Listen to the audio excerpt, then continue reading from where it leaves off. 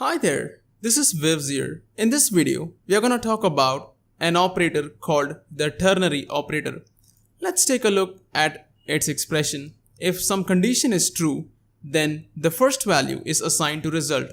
Otherwise, the second value is assigned to the result. Let's see an example.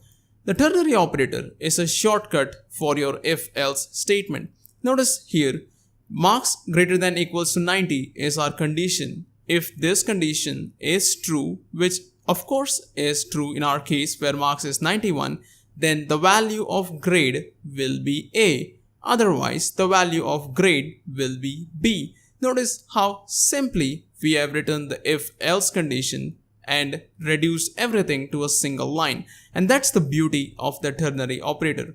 In the next video, I will show you how to use this in IntelliJ. In the meantime, thanks for watching. See you next time. Have a nice day.